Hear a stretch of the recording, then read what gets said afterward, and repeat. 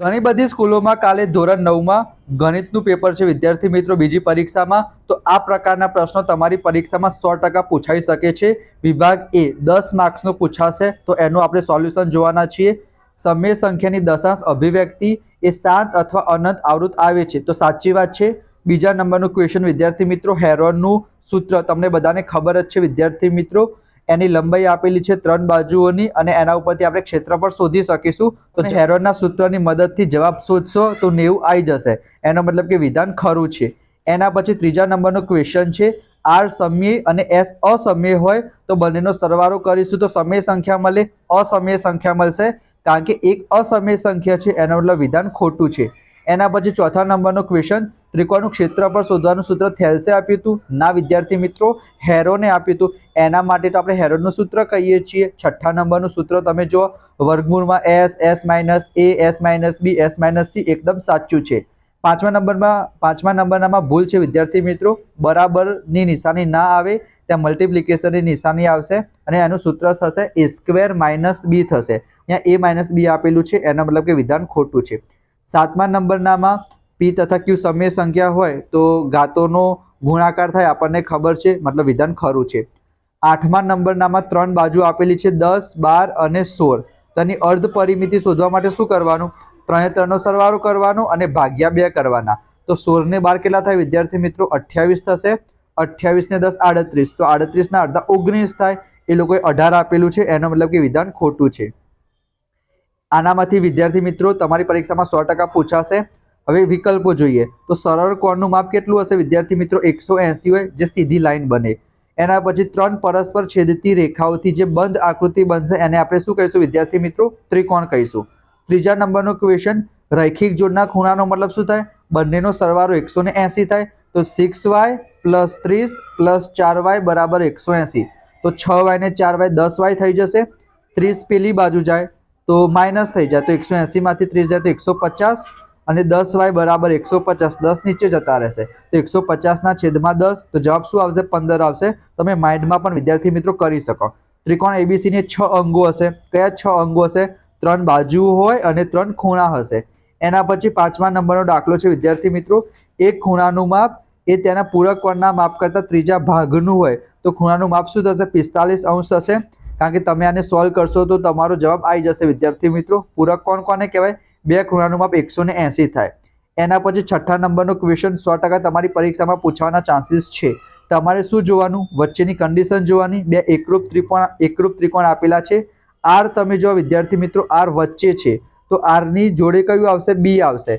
પી ની જોડે સી આવશે, કારણ કે પી છેલ્લા નંબર ઉપર હોય તો છેલ્લું જોવાનું, વચ્ચે હોય તો વચ્ચે જોવાનું.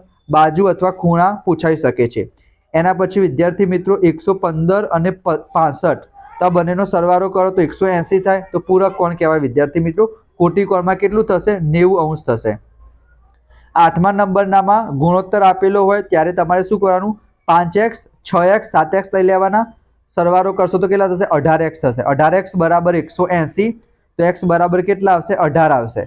નાના ખૂણાનું માપ શોધવાનું કીધું છે આપણે, તો 6 ને 5 11, 18x 18x = 100, x = 10 આવશે. તો x = 10 આવશે તો 5x, ત્યાં x = 10 મૂકીશું તો 10 × 5 = 50 જવાબ આવી જશે. જો મોટા ખૂણાનું માપ કીધું હોય તો 70 આવત. એના પછી a = 61 હોય તો b કેટલું હશે? કોટી કોણ કીધું છે તો કોટી કોણ કે એનો મતલબ સરવાળો 90 અંશ થવો જોઈએ. તો 90 માંથી 61 આપણે બાદ કરી દઈશું તો જવાબ કેટલો આવશે? 29 આવશે. એના પછી 10મો છે વિદ્યાર્થી મિત્રો, AB અને AC સરખા હોય. એનો મતલબ શું થશે વિદ્યાર્થી મિત્રો? બે બાજુ સરખી હોય તો બે ખૂણા પણ શું થશે? સરખા થશે. તો C 50 છે વિદ્યાર્થી મિત્રો, તો B પણ 50 થશે. B અને C 50 થઈ ગયા, એનો મતલબ બંનેનો સરવાળો 100 થયો. તો ત્રીજી બાજુ શું હશે? 180 માંથી બાદ કરી દઈશું તો જવાબ શું આવશે? 80 આવશે. એના પછી ખાલી જગ્યા a + b a - b, કયું સૂત્ર બનશે? a² - b². √3 નો સ્ક્વેર 3 અને 2 નો સ્ક્વેર 4, તો 3 માંથી 4 જશે તો -1 આવશે. બીજા નંબરનો દાખલો હમણાં જોઈએ તો એ પ્રમાણે જ કરવાનો છે. એના પછી વિદ્યાર્થી મિત્રો, સમાંતર બાજુ ચતુષ્કોણ a અને b ના દ્વિભાજકો આપેલા છે, m બિંદુમાં છેદે છે. a 80 હશે તો abm કેટલું થશે? અહીંયા પણ વિદ્યાર્થી મિત્રો 50 50 100 અને 80 180 થવું જોઈએ. એના પછી ચોથા નંબરનો ક્વેશ્ચન, ઉપર લાઈન આપેલી છે, એનો મતલબ ચાલતું ને ચાલતું રહેશે, એટલે કે અનંત આવૃત આવશે. પછી પાંચમા નંબરનો ક્વેશ્ચન, બી અને સી સમાન હોય તો બે ખૂણા સમાન હોય તો સામેની બે બાજુ સમાન થશે, તો AC અને AB આવશે. છઠ્ઠા નંબરનો વિદ્યાર્થી મિત્રો સમાંતર બાજુ ચતુષ્કોણ હોય તો સામસામેના ખૂણા શું થશે વિદ્યાર્થી મિત્રો? સરખા થશે. તો C ની સામે A આવશે, તો C 40 હોય તો A પણ 40 થાય. વર્ગમૂળમાં 7 ગુણ્યા વર્ગમૂળમાં 7, તો જવાબ શું આવશે? 7 આવશે. એના પછી Z ને સંગત કીધું છે, તો Z છેલ્લે આપેલું છે, તો છેલ્લે C આપેલું છે, તો C જવાબ આવશે. મેં તમને હમણાં જ કીધું હતું. એના પછી ત્રિકોણ ABC ની અંદર બીજા 3 બિંદુ હોય P, Q, R અને એનું મધ્ય બિંદુ વચ્ચે આપેલું છે, તો સમાંતર બાજુ ચતુષ્કોણ બનશે વિદ્યાર્થી મિત્રો. યાદ રાખજો. 10મા નંબરનામાં શું થશે? 6 કટ થઈ જશે. વર્ગમૂળમાં 8 અને વર્ગમૂળમાં 2, તો 2 ચોક 8, વર્ગમૂળમાં 4, એનો જવાબ આવશે 2. AC અને BC ની વચ્ચે શું આવશે? તો AC અને BC બંનેમાં C આવે છે વિદ્યાર્થી મિત્રો, તો અંતર્ગત ખૂણો C આવશે. પછી સમાંતર બાજુ ચતુષ્કોણ A અને B, તો અહીંયા વિદ્યાર્થી મિત્રો જે સમાંતર બાજુ ચતુષ્કોણ હોય એના પાસેના ખૂણાનો સરવાળો 180 થાય, તો 1x + 3x = 180, તો 4x = 180 થશે. તો x બરાબર કેટલા આવશે વિદ્યાર્થી મિત્રો? 4x = 180, તો x = 45 થશે. x = 45 થશે તો A ખૂણો 45 આવશે, તો A ની સામેનો ખૂણો C પણ 45 થશે. એના પછી 13મા નંબરનામાં વિદ્યાર્થી મિત્રો ભૂલ છે. 64 નું વર્ગમૂળ 8 થશે અને 8 નું ઘનમૂળ શોધવાનું છે, તો જવાબ 2 આવશે. અહીંયા જે 3 લખેલા છે ઉપર થોડાક આવશે. એના પછી 14મા નંબરનામાં કાકબા શરત, એક કાટખૂણો, કર્ણ અને બાજુ. તમે યાદ કરી લેશો તો પણ વિદ્યાર્થી મિત્રો ચાલશે. 15મા નંબરનામાં 4.2 છે, તેના ડબલ કરી દેવાના, 8.4 થઈ જશે. A બરાબર 75 હોય, પૂરક કર્ણ કીધું છે, તો 180 માંથી 75 બાદ કરી દઈએ તો 105 જવાબ આવશે. પછી રેશિયો વાળું તો તમને આવડી જ જશે. ત્રિજ્યા માપ જેટલી માપવાળી જીવા કેન્દ્ર આગળ 60 અંશનો ખૂણો બનાવશે, સમબાજુ ત્રિકોણ બની જશે. 120 અંશ માપવાળા ખૂણાના પૂરક કોણના કોટી કોણનું માપ. પહેલા પૂરક કોણ કીધું છે, તો 180 માંથી બાદ કરીએ તો જવાબ કેટલો આવશે? 180 માંથી 120 જાય તો 60 આવશે. અને પછી કોટી કોણ, તો 90 માંથી બાદ કરવાના, તો 90 માંથી 60 જશે તો 30 આવશે.